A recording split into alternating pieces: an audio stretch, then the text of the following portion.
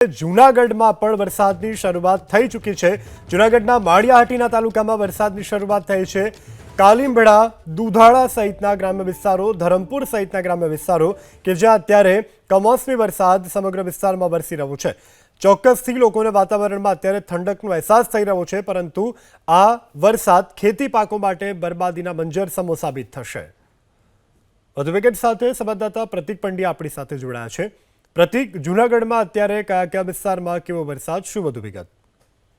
બિલકુલ, જૂનાગઢની વાત કરીએ, જૂનાગઢ જિલ્લાની વાત કરીએ તો સવારે 11 કલાક બાદ, વહેલી સવારે 11 કલાક બાદ વાતાવરણમાં પલટો જોવા મળ્યો હતો।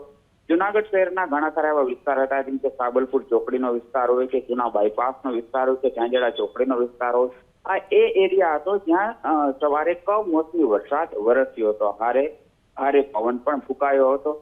જૂનાગઢ શહેર ઉપરાંત જો જિલ્લાના દ્રષ્ટિકોણથી વાત કરીએ તો માળિયાહાટીનામાં પણ કમોસમી વરસાદ વરસ્યો હતો। માળિયાહાટીના ઘણા ખરા ગ્રામ્ય વિસ્તારોમાં પણ કમોસમી વરસાદ વરસ્યો, જેને લઈને ખેડૂતોની ચિંતામાં પણ વધારો થયો। ઉપરાંત માંગરોળમાં પણ કમોસમી વરસાદ વરસ્યો। તો એકંદરે વાત કરીએ તો જૂનાગઢ શહેર, માંગરોળ અને માળિયાહાટીનામાં આજે હવામાન વિભાગની આગાહી હતી, તે અંતર્ગત કમોસમી વરસાદે એન્ટ્રી મારી છે।